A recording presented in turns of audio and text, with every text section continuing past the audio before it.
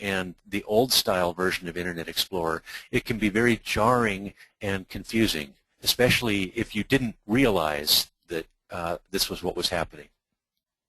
So with all those things that people don't like about Windows 8, what is there that does recommend it? Why should someone even consider upgrading? Well, actually, there's a lot of good, solid, fundamental engineering work that's gone into Windows 8. And I want to sort of very briefly make the case for Windows 8 here so that you understand some of what's in there and some of what you can look forward to if you buy a new PC with Windows 8 or if you go through the upgrade cycle in your home or business. First of all, one of the things that is a transformation for me, it's almost a miracle, is the way that you can synchronize files and settings between devices. I have, of course, now I'm a tech journalist, and so I have an entire office full of computers. But I think most people have probably a desktop PC at home or in the office, and maybe a laptop they carry around, and maybe now or sometime in the next year or two, you're going to have a tablet, a Windows 8 tablet that you're going to be carrying around also. And if you sign into those devices with your Microsoft account, the thing that used to be called a Windows Live ID, you use your email address and your password, that synchronizes your files using SkyDrive and your settings, things like your the image that you see on your desktop, your saved passwords for logging into Wi-Fi hotspots, your favorites in Internet Explorer. All of those things just roam with you from computer to computer.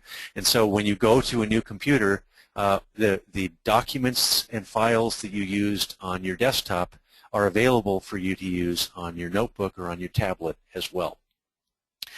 There's some fundamental engineering changes in Windows 8 as well. Partly those go with new types of hardware. The old BIOS, the thing that we've used on PCs for a couple of decades, 3 decades now, is disappearing in favor of a new standard called UEFI. And if you get a new PC that uses UEFI, it starts up in less than 10 seconds, and it can resume from sleep in a matter of 1 to 2 seconds. So that means that you can set down your notebook, you pick it back up again, you open the lid, and you're ready to go straight to work again. And that's unlike a lot of the versions of Windows that we've used over the last decade, where you'd sometimes have to wait a minute or 2 or 3 for your PC to start, and you might have to wait 20 or 30 seconds for it to resume from sleep. Of course, it is an excellent experience on touch-capable hardware, and I'll get to that in just a minute. But if you use Windows 8 on a touchscreen PC, the interface makes a lot of sense. If your only experience with it is an upgrade on an older system that has only a mouse and keyboard to work with, the experience is a little different. So I would encourage you, if you have a way to go and try Windows 8 on a touchscreen PC, do that so you can get a sense of how it works. The Windows 8 comes in only 2 versions. There's Windows 8, the standard version, the one that comes with most new PCs, and then Windows 8 Pro. And Windows 8 Pro has a new feature in it that I think is a killer feature, especially if you're an IT professional or an enthusiast. Hyper-V, that's virtualization software that allows you to install Windows or Linux in a virtual machine, is built into Windows 8 Pro. And you can use that to test software in a virtual machine so that it doesn't corrupt your working computer. If the program doesn't work the way you expect it to, you just blast it out of the virtual machine and your computer continues working the way it should. You can also use this as a way to continue using programs that might be incompatible with Windows 8. So if you have a program that runs only on Windows XP, then you can run Windows XP in a virtual machine on your Windows 8 Pro machine, use that program in the virtual machine, and not have to worry about having to keep a separate computer somewhere running Windows XP. And finally, and this is the irony of it all, is that every program, with a few minor exceptions, but every program that runs on Windows 7 will run on Windows 8 as well. Now, you'll need to get upgrades for things like antivirus software and disk utilities, and anything that works at a low level with the hardware needs to be updated for Windows 8. But for the most part, every other program that you use with Windows 7 runs with Windows 8. You just get more. You get the new Windows that comes with it. Okay, so yesterday, as it turns out, several Microsoft executives spoke in public for the first time about an upcoming release, an upcoming important update for Windows 8.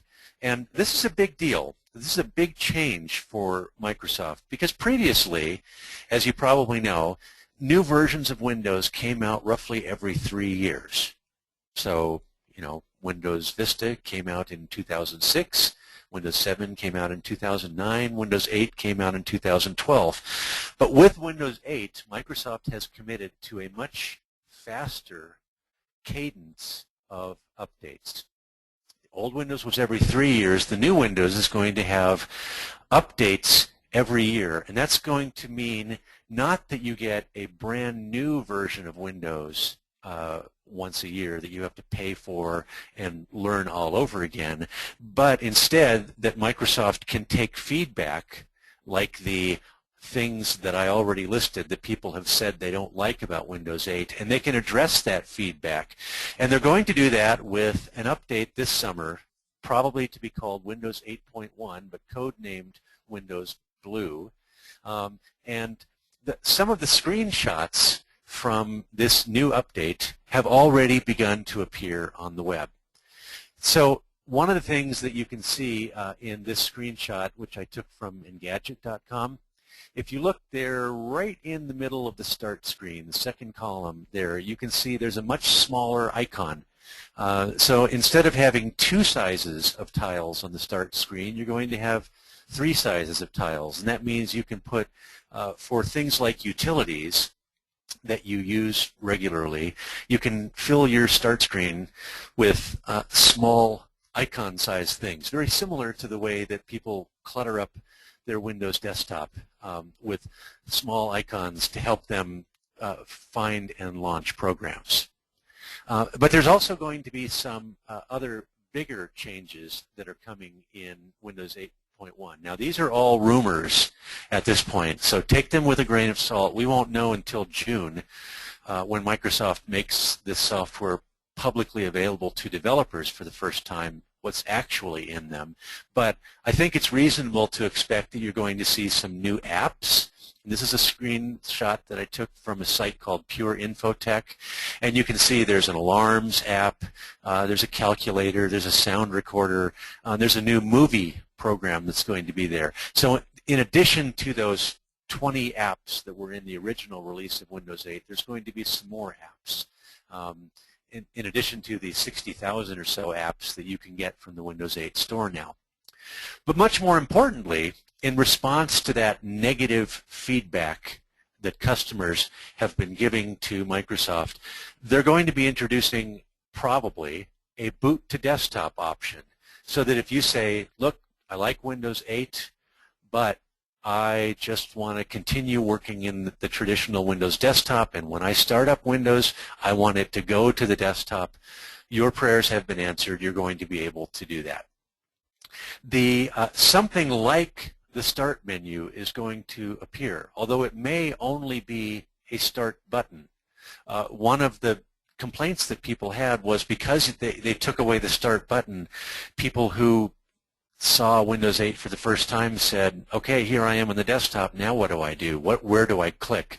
So at the very minimum, they're going to put something that looks like a Start button back on the desktop so that you can click that and it'll take you to the Start screen and you can say, aha, that's how it works. And finally, in the current version of Windows 8, there's only 2 sizes that you can put Windows apps in.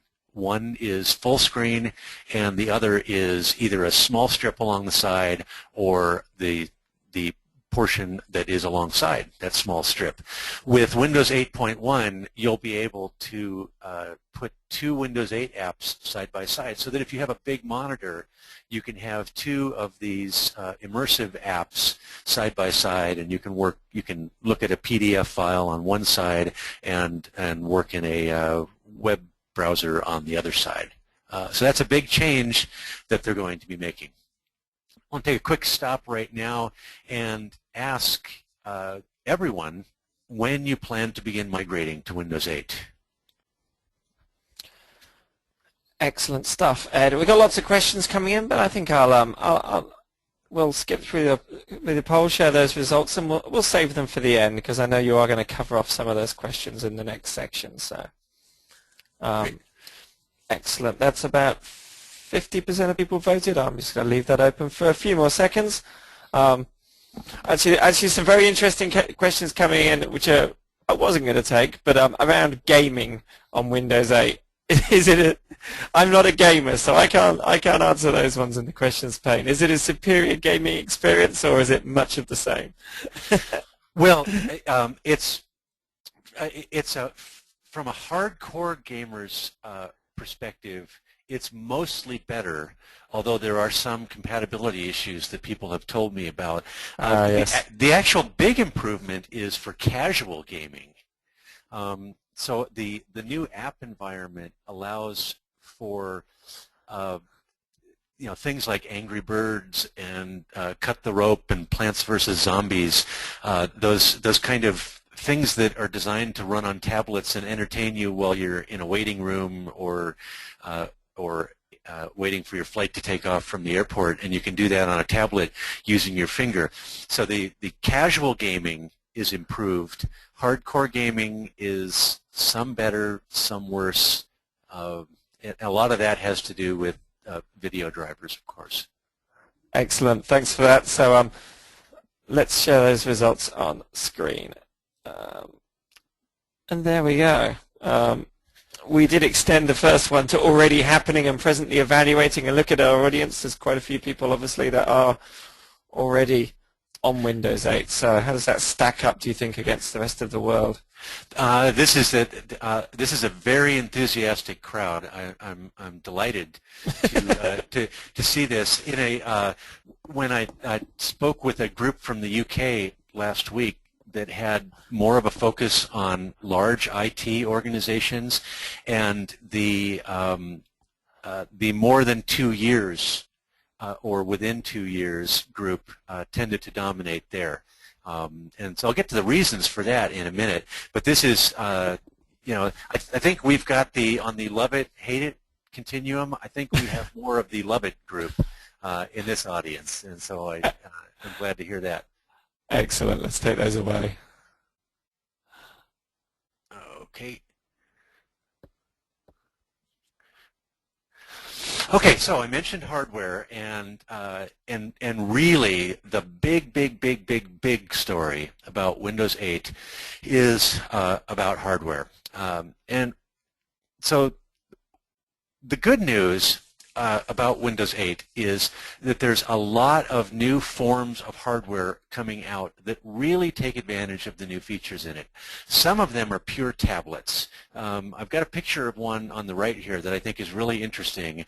And you have to sort of look closely at it to get a sense of how it works. But that tablet on the lower right there, that's snapped into a holder, a kind of docking station. But you can pick it up and you can pull it out of that docking station and carry it around with you, and it's actually the same size as an iPad, but about half a pound lighter, and it runs all of your Windows applications using an Atom processor.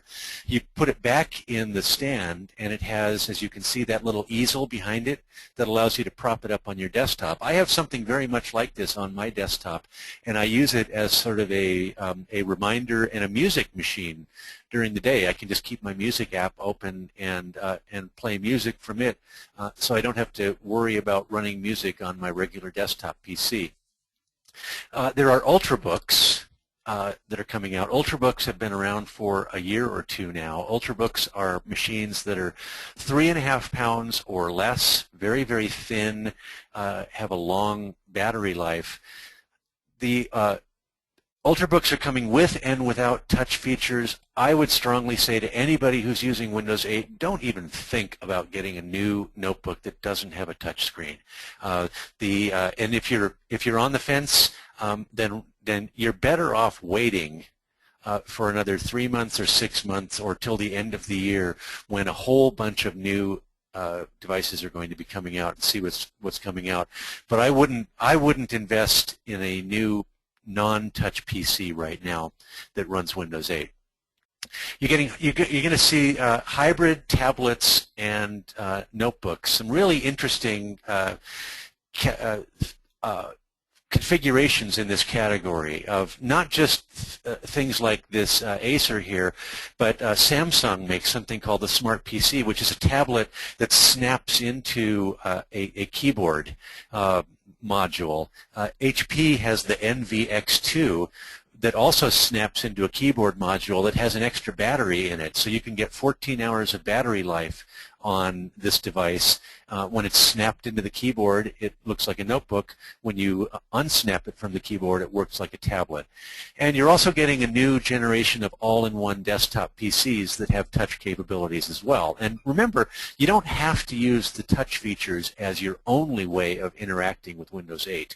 You still get to use the keyboard, you still get to use the mouse. Touch is another way of interacting with it. It's an additional way, not the only way. And then, of course, Microsoft has its new Surface devices, the Surface RT and the Surface Pro, and we know that there's going to be new Surface devices coming out later this year, including probably a 7 or 8 inch tablet, something that's the size of the iPad Mini or the Kindle Fire. And most importantly, you're going to have some more choices in CPUs, especially at the end of the year. Intel has a new PC generation coming out called the Haswell. And what's interesting about the Haswell is that it's going to have the same or equivalent level of power as the i5, so that you can do very powerful PC-based activities on it, but it's going to have the battery life that you expect from the Atom or from an ARM-based processor.